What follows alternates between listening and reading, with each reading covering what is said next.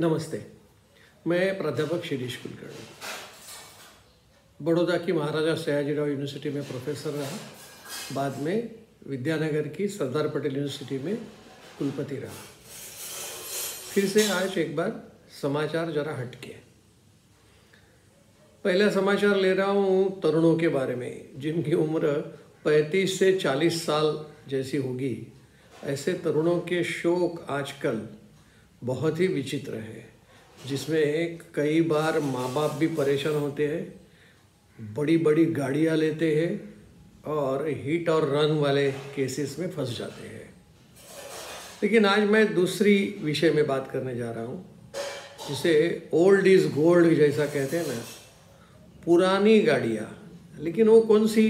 जैसे BMW है, ऐसे प्री ओन्ड कार। होता क्या है कि ऐसी बड़ी गाड़ियाँ, महंगी गाड़ियाँ, उसके लिए पैसा खर्च करना न पड़े, इसकी वजह से आजकल एक ट्रेंड चल रहा है कि ऐसी बड़ी गाड़ियाँ, पुरानी सेकंड हैंड कहे, प्री ओन्ड कहे, ऐसे गाड़ियों को लग्जरी कार हम कहेंगे, ऐसी कारों को खरीद लेंगे। यानी उसकी हद यहाँ तक हो गई है कि ये नई गाड़ी खरीदने के बजाय पुरानी गाड़ी खरीदते हैं। इसलिए पुरानी गाड़ी की खरीदी बढ़ गई है और नई गाड़ियों की खरीदी इतनी नहीं हो रही है। करीब 80% ऐसी ये पुरानी गाड़ियाँ खरीदी जा रही है। ये तो मैं प्रतिशत कह रहा हूँ, लेकिन साल 2023 का जो आंकड़ा है वो था करीब 50,000 ऐसी बड़ी लग्जरी कार, पुरानी प्री ओन्ड कार, वो खरीदी गई। 2024 में ये बढ़कर 80,000 हो गया। यानी ऐसी लग्जरी पुरानी गाड़ियों को खरीदने का ट्रेंड, और वो भी तरुणों में बढ़ रहा है, वह हमारे ध्यान में आता है। जैसे उसके बगल में अगर कुछ ऐसी बात करें हम कि भाई आजकल कारों में SUV car, multi utility cars, passenger cars ऐसी ही खरीदी जाती है। इसमें ये करीब 65% ऐसी मल्टी यूटिलिटी गाड़ियाँ खरीदी जाती है। अभी मैं लग्जरी कार की बात नहीं कर रहा हूँ, सामान्य कारों की बात कर रहा हूँ। उसमें 60% से बढ़कर वो 65% मल्टी यूटिलिटी कार की खरीदी आजकल हो रही है। पैसेंजर कार्स की बात कर रहा हूँ। लेकिन जिसमें 50% कार ऐसी होती है वो जो SUV, स्पोर्ट्स यूटिलिटी व्हीकल ऐसे होता है। ठीक है, आगे बढ़ते हैं। आगे मैं फिर से आईफोन पर आ रहा हूँ। ऐसा कहा जा रहा है कि भारत में एप्पल आईफोन का उत्पादन साल 2026 के अंत तक $40 बिलियन तक हो सकता है। और ऐसा है कि अमेरिका में जो स्मार्टफोन यूज़ होते हैं उसमें से 80% अमेरिकन्स यह भारत का बना हुआ एप्पल आईफोन खरीदते हैं। वैसे भारत में तो ये 100% भारत का ही बना हुआ आईफोन का उपयोग करते हैं। एक कारण भी है उसमें कि भाई भारत से जब अमेरिका में आईफोन जाता है तो जिस प्रकार से तय है उस प्रकार से उसके ऊपर कोई ड्यूटी नहीं लगती है अमेरिका में, इसलिए स्वाभाविक है वो सस्ता होता है। लेकिन जब चाइना में ये आईफोन बनता था तब, या तो अभी भी जो कुछ बचा खुचा है चाइना में, तो वो भी 20% की डेयरी ड्यूटी लगती है, इसलिए वो थोड़ा सा महंगा होता है। और 5 सालों से $60 बिलियन से 2/3 यानी 2/3 $30 to $40 बिलियन का आईफोन हुआ है। यानी आईफोन की डिमांड बढ़ी है। पूरे विश्व में भी आईफोन की, सैमसंग आईफोन, ये दोनों की कंपटीशन हो रही है। उसमें चाइना का भी आईफोन, चाइना का भी फ़ोन अलग अलग, झाओमी है ऐसे, तो उसमें भी कंपटीशन तो है। चलिए आगे बढ़ते।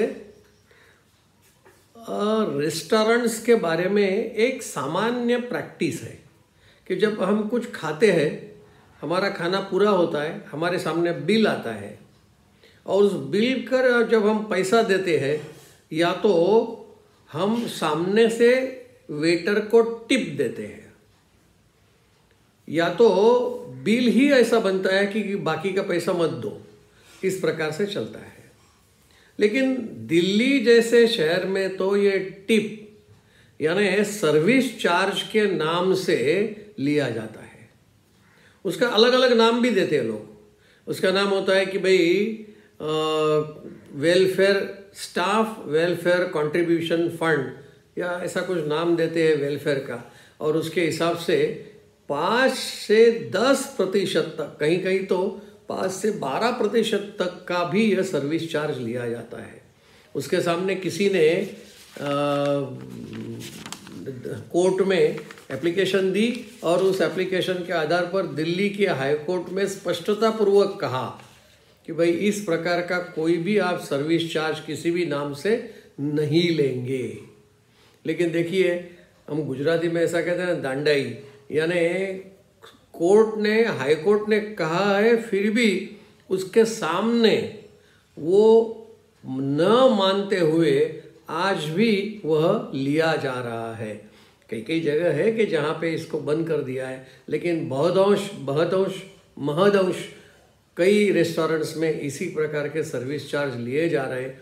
वैसे देखा जाए तो it would be a contempt of the court, लेकिन कोर्ट कहाँ हर एक रेस्टोरेंट में जाएगा? रेस्टोरेंट की संख्या कितनी है, कई विस्तारों में से किस विस्तार में ये सर्विस चार्ज लिया जाता है, तो हाई कोर्ट तो देखने जा नहीं रहा है। चलिए आगे बढ़ते हैं। शेयर मार्केट में जा रहे हैं, स्टॉक मार्केट। स्टॉक मार्केट में एक समय था कि सेंसेक्स 82,000 तक पहुंचा था। तब सबसे ज़्यादा खरीदा जाता था वो स्मॉल कैप और मिड कैप के शेयर। क्या पता नहीं, वो धड़ाम से गिर गया सेंसेक्स और कहीं 74-75 हज़ार तक पहुंच गया। उस वक्त म्यूचुअल फंड्स ने अपने पैसे उसमें से उठा लिए, तो और भी वो शेयर्स की कीमतें घटी। लेकिन पता नहीं आजकल फिर से जो मिड कैप और स्मॉल कैप के शेयर्स की कीमत बढ़ने लगी और फिर से यह सेंसेक्स 80,000 तक पहुंच गया है। अगर ऐसा देखें तो 12,141 2025 में और 2024 में जो फर्क आया है, वो कितना पैसा, कितना करोड़ रुपया डाला गया। गत साल 12,141 करोड़ रुपए म्यूचुअल फंड्स ने डाले। अभी अप्रैल में 16,050 करोड़ रुपया का इन्वेस्टमेंट म्यूचुअल फंड्स ने किया है। देखिए अब ये कहाँ तक चलता है, ये मिड कैप और स्मॉल कैप के शेयर्स की बढ़ोतरी कब तक चलेगी और कब तक ये म्यूचुअल फंड्स इसमें जाएंगे, वरना ये तो स्मॉल और मिड कैप को छूते भी नहीं है, सिर्फ बड़े बड़े शेयरों की बात करते हैं, ऐसा अभी तक तो ध्यान में आया है। चलिए आगे बढ़ते हैं। फिर से एक बार डोनाल्ड ट्रम्प जी की बात करते हैं। अब 100 दिन उनके पूरे हुए, लेकिन 100 दिन के बाद वो नए नए कुछ ना कुछ ले आते हैं और जिसमें पूरी दुनिया परेशान हो रही है। चलिए हम तो दुनिया की बात छोड़िए, हम तो भारत की बात करते हैं। भारत को भी तकलीफ होने वाली है, इसलिए ट्रम्प ने अमेरिका में जो अमेरिका के बाहर बनी हुई फिल्म है, उस फिल्म पर अगर वो अमेरिका में दिखाई जाएगी तो 100% टैरिफ लगा दिया। उनको दिक्कत क्या है कि हॉलीवुड आजकल नीचे गया हुआ है, उसकी फिल्में बहुत ज़्यादा चलती नहीं हैं और बाहर की जो फिल्में आती है उन फिल्मों को अमेरिकन्स देखते हैं। तो उनका कहना यह है कि भाई be American, buy American, America first वगैरह ऐसे जैसे स्लोगन्स दे करके वह बाहर के सारी चीज़ों को टैरिफ लगा रहे हैं। तो भारतीय फिल्में, भारतीय लोग अमेरिका में रहते हैं, अमेरिकन्स भी देखते हैं भारतीय फिल्म, अच्छा लगता है उन्हें, इसलिए वो फिल्म देखते भी है। लेकिन तकलीफ ये हो गई कि 100% टैरिफ लगाने से यूएस में भारतीय फिल्म को धक्का लगेगा, इम्पैक्ट तो होगा ही, क्योंकि बॉक्स ऑफिस पर जाने वाला, थिएटर में जाने वाला व्यक्ति जो भारतीय फिल्म देखने जाएगा तो उसको ये 100% टेरिफ, पता नहीं अब वो डिस्ट्रीब्यूटर के पास से वसूला जाएगा या प्रोड्यूसर के पास से वसूला जाएगा। नॉर्मली ऐसा मानते हैं कि भाई ये प्रोड्यूसर के पास से ही वसूला जाएगा, ऐसा लगता है। लेकिन पता नहीं, जो प्रेक्षक है उन प्रेक्षकों को मार पड़ेगी या नहीं वो देखना चाहिए। जो परिस्थिति आज की है उस परिस्थिति में करीब $100 मिलियन का बॉक्स ऑफिस पर कलेक्शन अमेरिका में भारतीय फिल्मों का है। एक एनालिसिस ये ऐसा भी आया है कि भाई बॉक्स ऑफिस अमेरिका का, उसमें जो रेवेन्यू मिलता है वह रेवेन्यू 5 से 7% अमेरिका का है।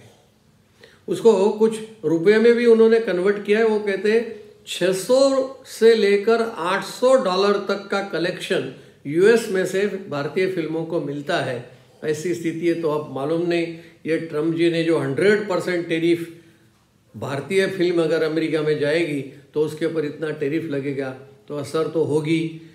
प्रेक्षक भी उसका सहन करेंगे, प्रोड्यूसर सहन करेंगे, मालूम नहीं।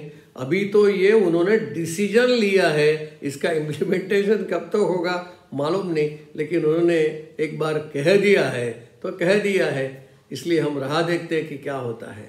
बस इन्हीं बातों से मैं अपनी वाणी को विराम देता हूँ। Thank you.